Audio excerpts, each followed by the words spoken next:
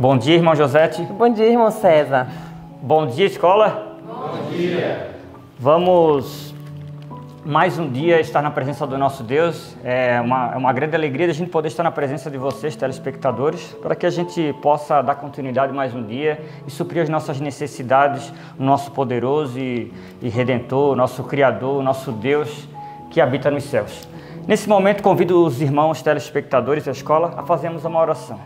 Ó majestoso, glorioso e poderoso Pai, te agradecemos porque por mais uma manhã o Senhor pode nos dar essa alegria e esse poder vindo do céu de podermos chegar até a Tua presença, de restabelecer a nossa vida contigo por mais uma manhã, Pai.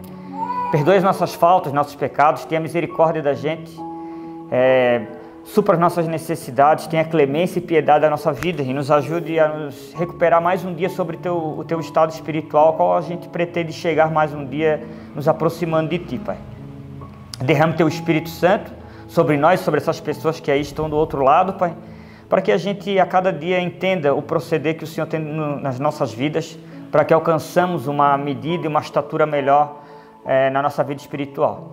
Te agradecemos pelo que o Senhor significa para a gente, pelo sangue derramado que o Senhor, desde a antiguidade, prometeu por nós e selou na cruz do Calvário, e hoje temos a oportunidade de estarmos sobre a Tua presença, para que essa mensagem seja levada ao mundo e que os corações sejam tocados e sejam realmente alegres ao apreciar a Tua palavra quando chega aos corações, Pai. Te agradecemos por isso, em nome de Jesus.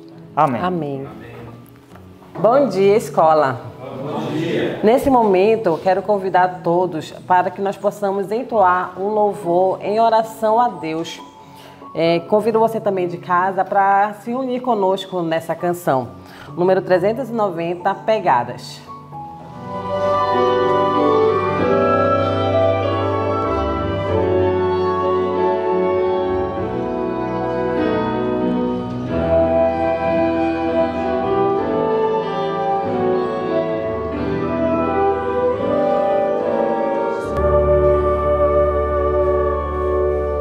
Sigo a perigosa estrada deste meu viver,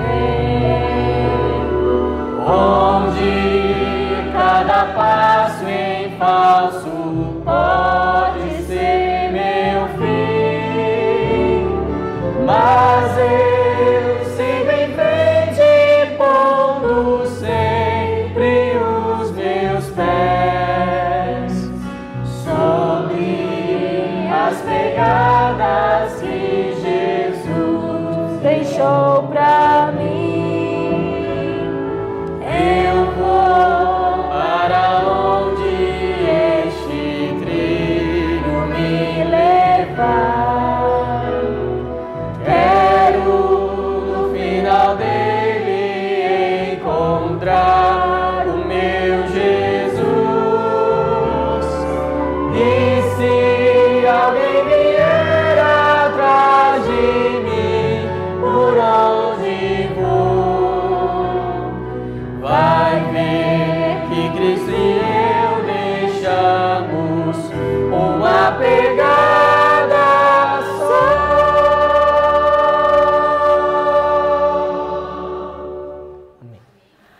Amém. Louvado seja Deus.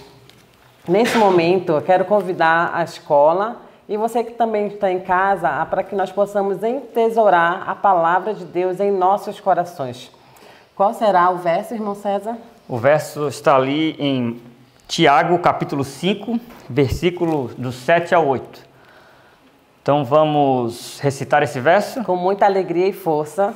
No 1, 2 e 3. Tiago 5, 7 e 8. Sede, pois, irmãos, pacientes até a vinda do Senhor. Eis que o lavrador espera o precioso fruto da terra, aguardando com paciência, até que receba a chuva temporã e serôdia. Sede vós também pacientes, fortalecei os vossos corações, porque já a vinda do Senhor está próxima. Tiago 5, 7 e 8. Tiago 5, 7 e 8. Sede, pois, irmãos, pacientes até a vinda do Senhor. Eis que o lavrador espera o precioso fruto da terra, aguardando com paciência, até que receba a chuva temporã e serôdia. Sede vós também pacientes, fortalecei os vossos corações, porque já a vinda do Senhor está próxima. Tiago 5, 7 e 8. Tiago 5, 7 e 8. Sede, pois, irmãos, pacientes até a vinda do Senhor. Eis que o lavrador espera o precioso fruto da terra, aguardando com paciência, até que receba a chuva temporã e serôdia. Sede vós também pacientes, fortalecei os vossos corações, porque já a vinda do Senhor está próxima. Tiago 5, 7 e 8. Amém. Agora, nesse momento, nós vamos ficar com o estudo da palavra, que você possa ter um dia abençoado.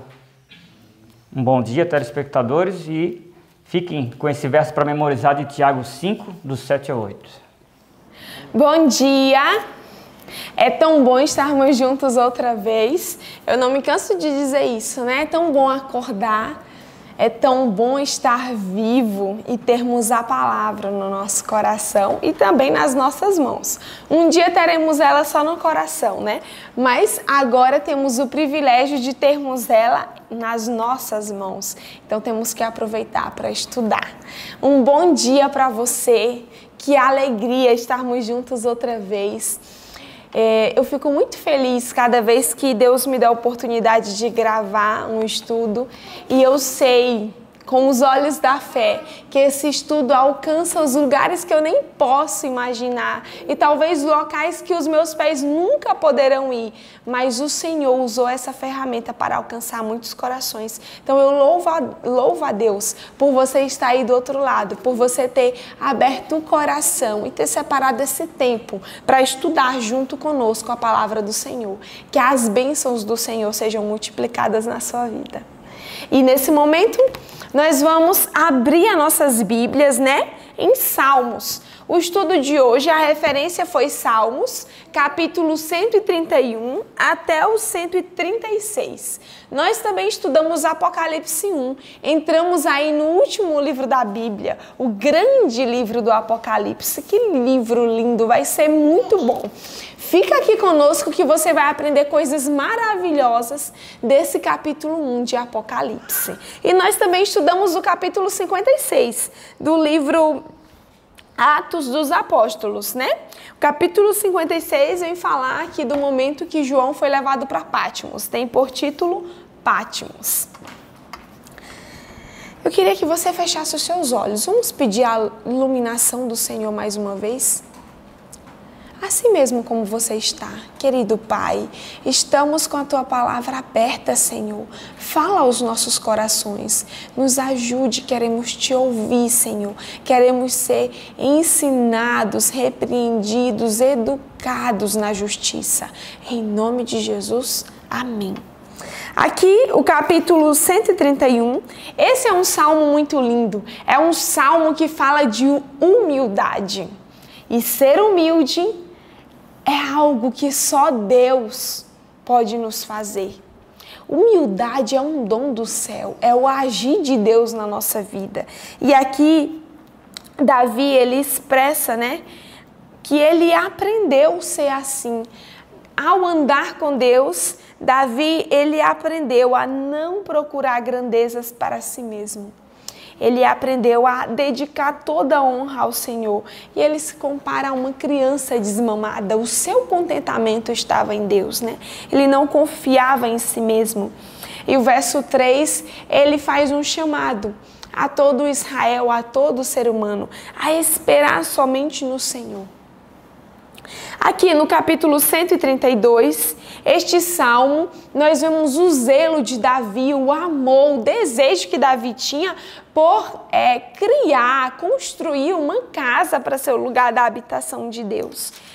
E esse é um salmo muito lindo. Aqui no Salmo 133, nós vimos um dos versos que é muito utilizado no contexto fraternal, né, nas aglomerações santas. E é o versículo 1 que diz assim: ó, quão bom e quão suave é que os irmãos vivam em união. E o interessante é que esse salmo, ele foi composto quando Davi estava ali na caverna de Adulão. Quando a família dele, ele estava como um fugitivo, né? E a família dele vai ali na caverna visitá-lo. E aí, esse salmo é um salmo muito lindo que representa esse momento.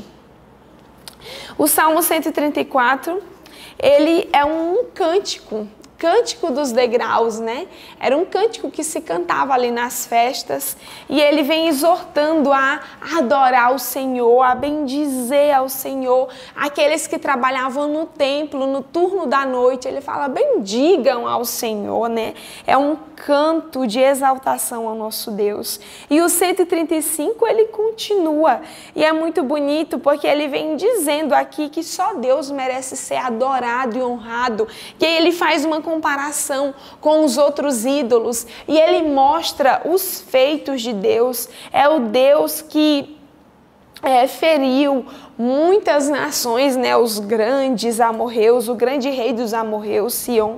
E aí ele vai mostrando a grandeza de Deus em contraste com os ídolos, porque os ídolos têm olhos, mas não veem, né? É um Deus morto e nós servimos ao único Deus, o verdadeiro Deus, o Deus vivo. Nós temos um Deus vivo. E o Salmo 136 é um salmo grandioso, né? Eu fico imaginando ali os nossos irmãos no passado cantando esse hino no templo, porque muitas vezes ele vai dizer assim: a sua benignidade dura para sempre. E aí ele no verso 1 ele começa a dizer: louvai ao Senhor, porque Ele é bom, porque a sua benignidade dura para sempre. E aí vai continuando. Então imagine um grande coral cantando isso para Deus, falando repetidamente: o Senhor, a sua bondade, a sua benignidade dura para sempre, né? É o único digno de louvor. Ah, como Deus é grande. E ao estudar Apocalipse, queria que você tivesse um novo olhar para esse livro. Eu sei que Satanás, ele tem muitas vezes... Qual a folha da minha Bíblia aqui? Eu sei que Satanás muitas vezes tem colocado empecilhos para que não estudemos o livro de Apocalipse. E eu sei que muitas vezes, por achar que é um livro que vai falar de fim de mundo, de guerras, de coisas ruins, muitos não se atentam para a grandeza, para o grande amor que foi revelado nesse livro.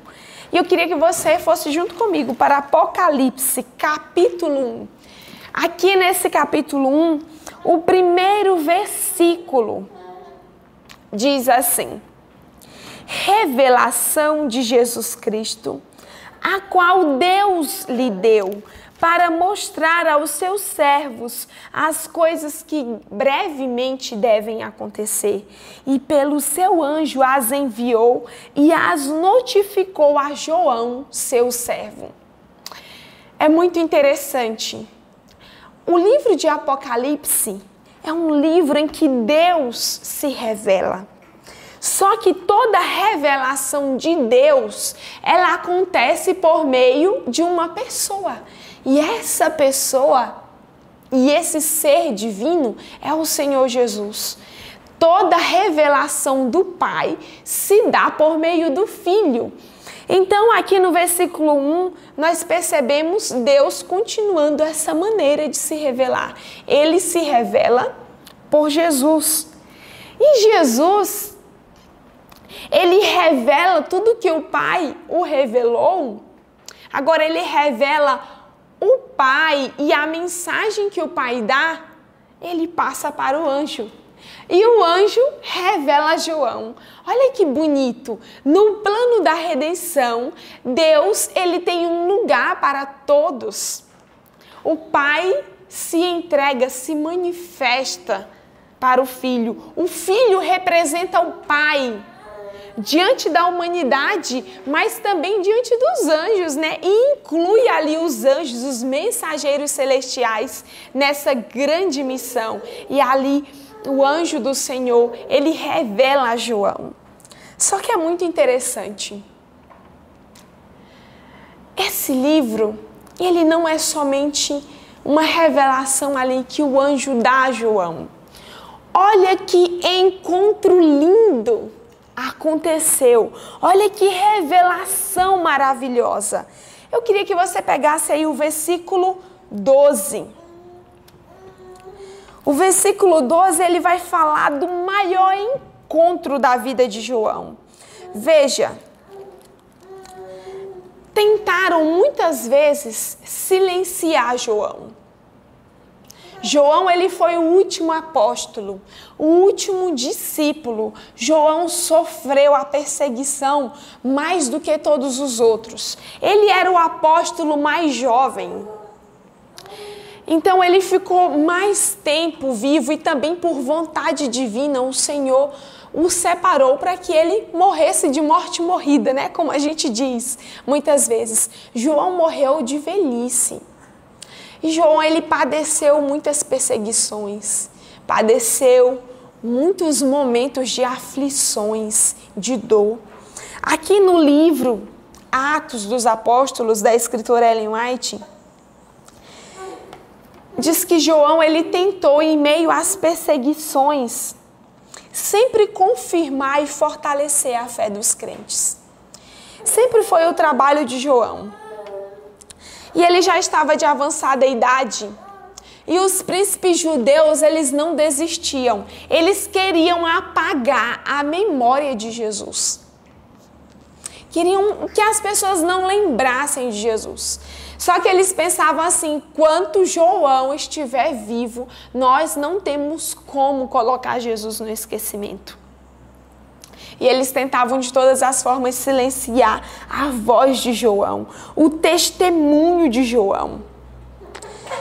E aí João, ele é chamado, convocado para ir a Roma, para testemunhar da sua fé. Ou melhor, ele foi para ser julgado, porque ele já era um testemunho da fé que professava.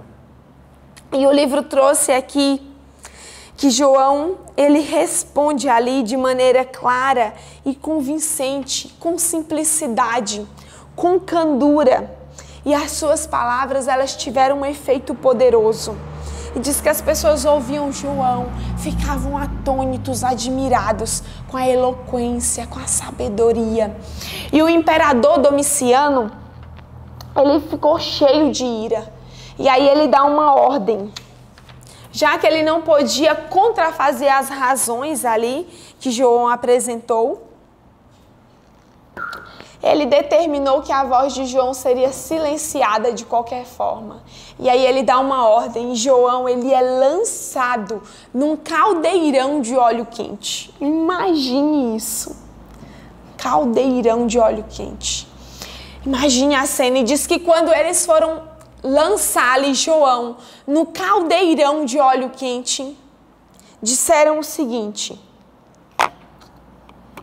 assim pereçam todos os que creem nesse enganador, Jesus Cristo de Nazaré. E aí jogaram João no caldeirão de óleo quente. Mas diz que foi ouvida do caldeirão a voz de João. E eu queria ler isso para você na íntegra.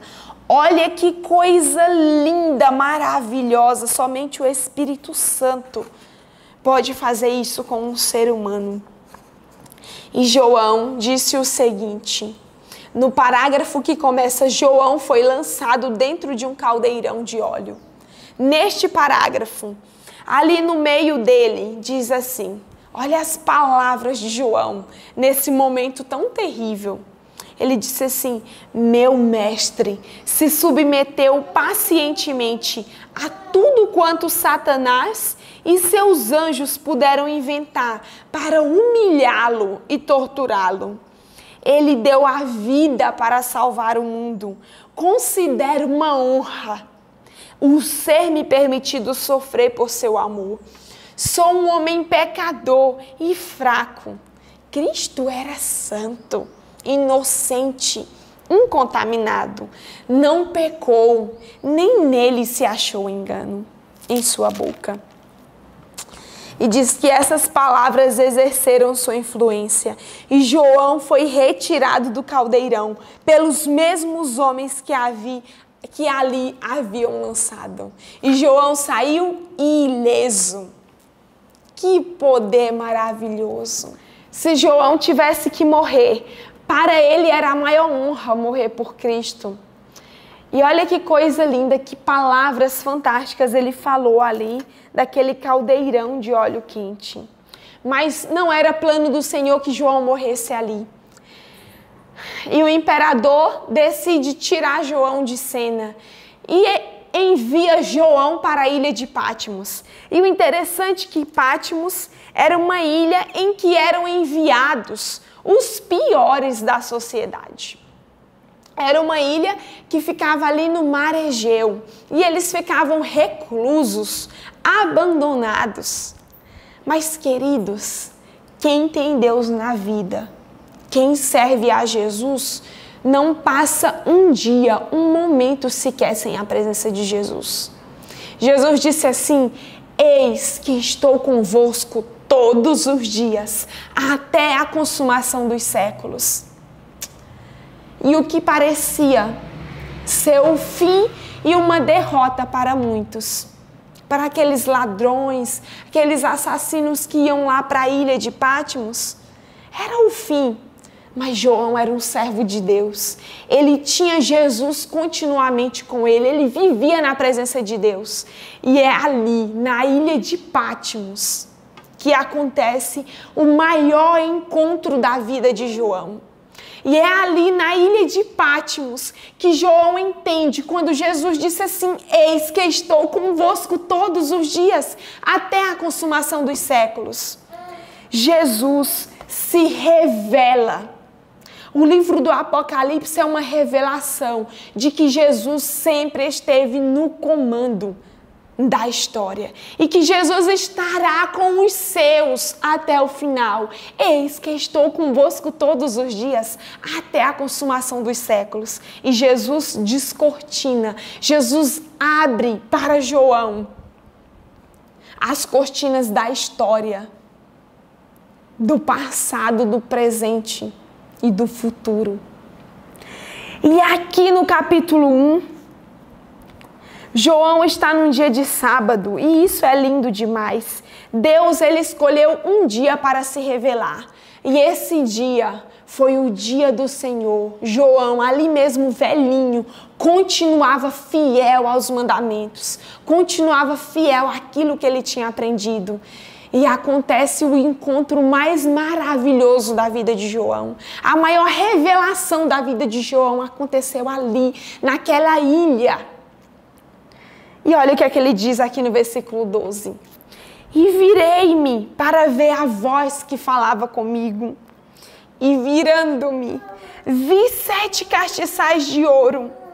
E no meio dos 7 castiçais, um semelhante ao Filho do Homem, vestido até os pés de uma roupa comprida e cingido pelos peitos com um cinto de ouro. E a sua cabeça e cabelos eram brancos como a lã branca, como a neve, e os seus olhos como chama de fogo. E ele continua descrevendo. Eu fico imaginando que alegria João sentiu ao ver Jesus glorificado. Já havia passado 60 anos que João não via o seu melhor amigo. 60 anos sem ver Jesus, aquele que ele tanto amava. E ali sozinho, para muitos parecia um velhinho desprezado e abandonado. Desprezado sim pela sociedade, mas honrado pelo céu. Diante da sociedade, João era só um velhinho, jogado lá na ilha para morrer à míngua. Diante de Deus, João era grande, era um apóstolo, era um daqueles que representavam o nome de Cristo na terra. E foi para ele que Cristo se revelou de uma forma maravilhosa. E esse é o desejo de Deus, se revelar não só para João, mas para cada um de nós. Queridos, há uma promessa linda. O livro do Apocalipse é um livro, sabe de quê? Veja aí o que é que diz o versículo 4. João, ele escreve isso, toda essa visão, essa revelação maravilhosa que ele tem de Deus, do Senhor Jesus. Ele escreve as 7 igrejas, e essas igrejas eram reais. É importante, havia mesmo essas 7 igrejas, e você sabe que o 7, ele é um número de plenitude na Bíblia. E quando o Senhor separa essas 7 igrejas ali na Ásia para representar todo o trajeto de toda a história cristã, ele está escrevendo com uma esperança. E olha o que diz o versículo 4. Ao escrever para essas 7 igrejas, ali o Senhor Deus está representando a plenitude do seu povo. Ele está escrevendo para todo o seu povo, para toda a terra. E ele diz assim, ó, graça e paz seja convosco da parte daquele que é, que era e que há de vir. O livro do Apocalipse é um livro de graça. É um livro de paz, queridos. É um livro de esperança da parte de Jesus. Jesus veio para trazer paz. E o livro de Apocalipse, diferente do que Satanás tem colocado na mente das pessoas por aí, é um livro de paz, de amor, de um Deus que está no controle, que está conosco todos os dias até a consumação dos séculos. E é lindo demais.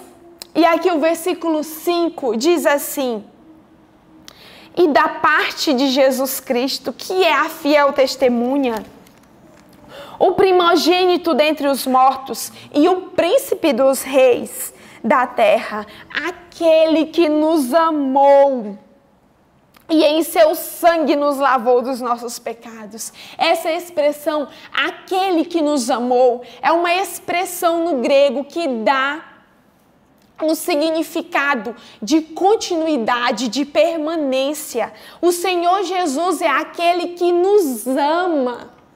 É um amor contínuo.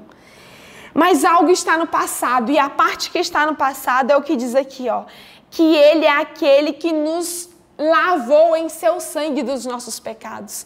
Então, na cruz, Jesus lavou-nos dos nossos pecados ao derramar o seu sangue. E aquele que aceita o sacrifício de Cristo, que aceita o Senhor Jesus, que aceita o perdão e a libertação de pecados que esse sangue, que essa vida de Cristo oferece, sabe o que é que acontece? Algo lindo é o que está aqui no versículo 6.